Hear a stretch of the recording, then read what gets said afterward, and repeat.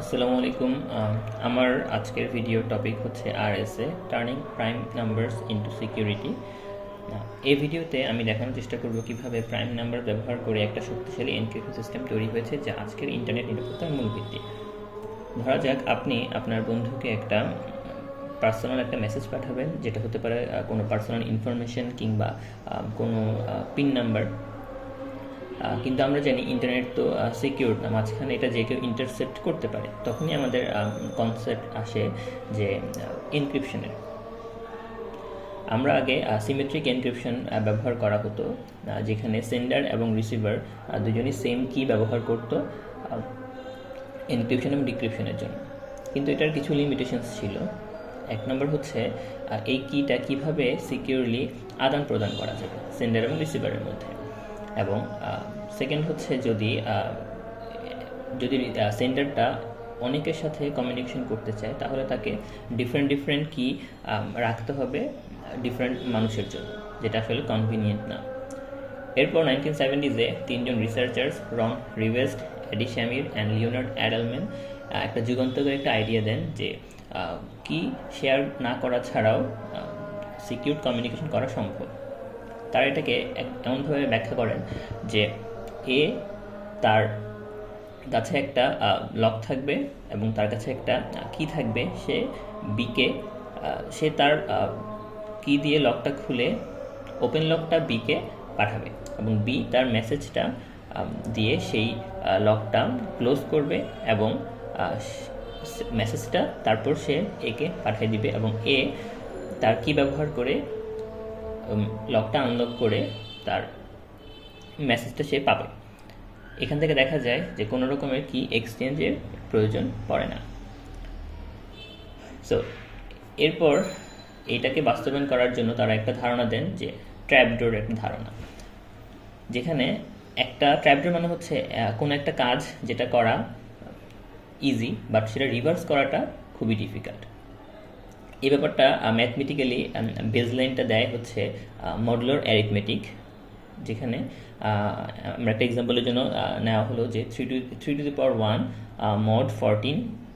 এটা মানে হচ্ছে যে mod 14 মিন হচ্ছে যে 1 থেকে 14 এর সংখ্যা, এই সংখ্যাগুলাই সে শো করতে পারবে। এর চেয়ে বড় কোনো সংখ্যা হলে সে তার রিমাইন্ডারটা শো করবে, ভাগ করার পর রিমাইন্ডারটা শো করবে। এখন এখানে দেখা যায় 3 to the power 1, so it means 3, এবং 3 সে শো করতে পারবে, সেই জন্য সে শো করলো। এরপর 3 স্কোয়ার, সেমভাবে যদি 3 কিউব বা 27 চিন্তা করে 27 এ শো করতে পারবে না। সো 27 - 14 সে দেখলো যে 13, সেইভাবে 13কে শো করতে পারতেছে।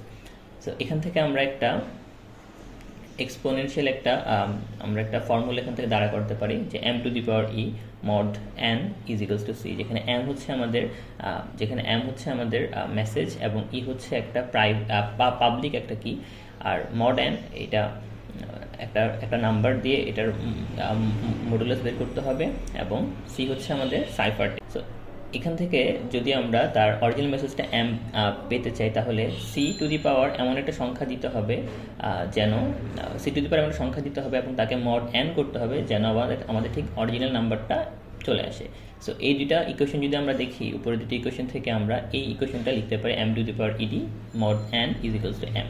অর্থাৎ এখানে বোঝা যাচ্ছে যে পুরো কিটার দুইটা পার্ট, একটা হচ্ছে ই এবং একটা ডি। ই হচ্ছে এনক্রিপশন, ডি হচ্ছে ডিক্রিপশন। সো m⁴ এবং mod n করলে আমাদের ঠিক অরিজিনাল মেসেজটা চলে আসবে।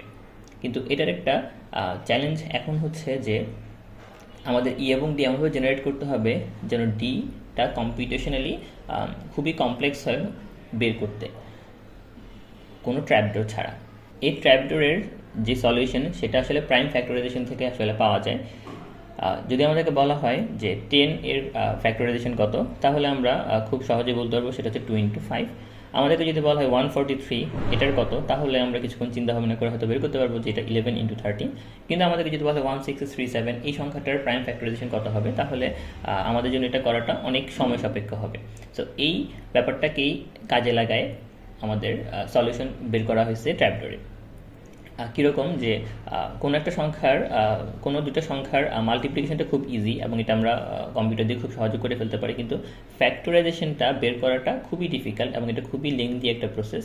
সো আমরা যদি এই অ্যাডভান্টেজটা কাজে লাগাতে পারি তাহলে আমরা এই প্রাইম ফ্যাক্টরাইজেশনের যেই অ্যাডভান্টেজ সেটা দিয়ে আমরা ট্র্যাপড্রয়ের সলিউশনটা আমরা বের করতে পারবো। সো এবার আমরা ধরি যে এ, তার কাছে দুইটা প্রাইম নাম্বার আছে, একটা হচ্ছে P1 এবং P2। সে দুইটাকে মাল্টিপ্লিকেশন করে n বের করলো এবং n থেকে সে আমাদেরকে nটা দিয়ে দিল, কিন্তু P1 এবং P2টা সে লুকায় রাখলো। সো এই n থেকে P1 এবং P2 বের করাটা অনেক ডিফিকাল্ট হবে। সো আমাদের এমন একটা ফাংশনের হেল্প নিতে হবে যেটার মাধ্যমে আমরা এই n এর ফ্যাক্টরাইজেশনটা বের করতে পারবো। এরপর এই ফাংশনটা হচ্ছে ফাই ফাংশন, যেটা লিওনার্ড অয়েলার 1760-তে এইটার কনসেপ্টটা দিয়েছিলেন। ফাই ফাংশন কীভাবে আসলে কি মেজার করে, ফর এক্সাম্পল আমরা ধরলাম যে ফাই 8। সো এটা বের করতে গেলে আমাদের 1 থেকে 1 to 8 সবগুলো সংখ্যাকে লিখতে হবে। এরপর আমরা দেখব যে এই 1 to 8-এর মধ্যে তাদের সাথে এই 8-এর কোনো কমন ফ্যাক্টর নাই। সো দেখা যায় 1, 3, 5, 7 এই চারজন হচ্ছে আমাদের answer. So phi of 8 is equals to হবে 4। সো এটা দেখা যাচ্ছে যে একটা জেনারেল নাম্বারের জন্য ফাই অফ 8, আমরা তো 8 খুব ছোটো সংখ্যা ধরলাম, যদি এটা আরও বড়ো হয় তখন আসলে টোটাল ক্যালকুলেশনটা অনেক বেশি লেংদি হয়ে যাবে। সো প্রাইম নাম্বারের জন্য এটা বের করা খুবই ইজি। ধরলাম যে ফাই অফ 7 যদি বের করতে চাই, তখন এই 7 ছাড়া বাকি কারোর সাথে 7-এর কোনো কমন ফ্যাক্টর থাকে না। সো এটা হবে ফাই অফ 7, এর অ্যান্সার হবে তখন 6। এখান থেকে একটা ইকুয়েশন দাঁড় করানো যায়, phi of P is equals to হবে p-1, এবং এই ফাই ফাংশনটা একটা মাল্টিপ্লিকেটিভ রুলকে ফলো করে। সো আমরা যদি আবার আগের পজিশনে যাই, যেখানে n ছিল দুইটা প্রাইম নাম্বারের গুণফল, সো আমরা এটাকে এভাবে প্রকাশ করতে পারি যে ফাই অফ n সমান p1-1 ইন্টু p2-1। এখন আমাদের কাছে নেক্সট চ্যালেঞ্জ হচ্ছে কীভাবে ফাই ফাংশনের সাথে ওই মডুলার অ্যারিথমেটিকটাকে কানেক্ট করা যায়। এখানে আসে আমাদের অয়লারের আরেকটা theorem, m⁴n mod n is equals to হবে 1। সো এটা আমরা m এর মান 5 এবং n এর মান 8 নিয়ে আমরা একটা এক্সাম্পল দেখালাম, যেখানে 6 to 5 এর mod 8 করলে তার ভ্যালুটা 1 আসে, তার মানে এই থিওরামটা ঠিক আছে। এই থিওরামটাকে আরেকটু মডিফাই করে আমরা এভাবে লিখতে পারি, এবং আমরা যদি রিকল করি আমরা m এর আরেকটা ইকুয়েশন জানি।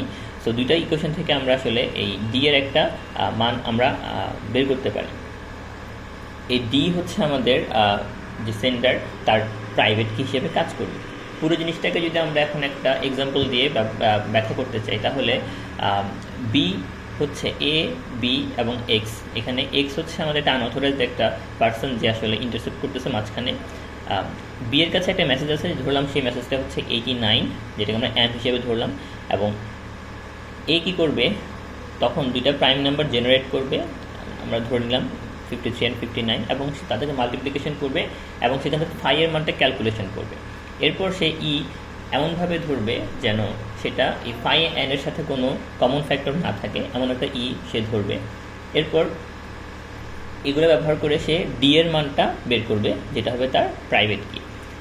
এখন এ এন এবং ই এর মান ছাড়া বাকি সবগুলোকে সে হাইড করে ফেলবে, এবং এই এন এবং ইটা সে বি এর কাছে পাঠাবে। এখন বি এই এন এবং ইকে ব্যবহার করে এই এন এবং ই এর ভ্যালুটা কিন্তু এক্সও জানতে পারবে। এখন বি এন এবং ই এর মানটা ব্যবহার করে সে একটা সি একটা ভ্যালু তৈরি করবে, মানে যেটা আমরা সাইফার টেক্সট বলি। সো সেটা হচ্ছে এই m⁴e mod n is equals to C. ওই সূত্র হিসেবে সে এখান থেকে সি এর মানটা বের করলো এবং সে এই ভ্যালুটা পাঠিয়ে দিল, এক্সও সি এর ভ্যালুটা পাইলো। কিন্তু এক্স এন ই এবং সি ব্যবহার করে কখনোই পুরো ইনফরমেশনটা সে জানতে পারবে না, কারণ তার কাছে ওই ট্র্যাপডোরটা নাই, অর্থাৎ তার কাছে ডিটা নাই, প্রাইভেট কিটা নাই, যেটা এ এর কাছে আছে। সো এ এই মেসেজটা যখন রিসিভ করবে তখন সে তার ওই ডিটা ব্যবহার করবে এবং এই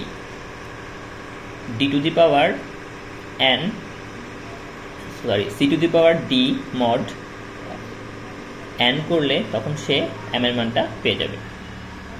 এভাবে এ এবং বি কমিউনিকেট করতে পারতেছে, যেখানে একটা ইন্টারেস্টে একটাও যদি কোনো ইন্টারেস্টেড থাকেও সে আসলে তাদের মেসেজটা বুঝতে পারতেছে না। এটাই হচ্ছে আরএসএ অ্যালগোরিদমের সবচেয়ে বড় বেনিফিট। Thank you.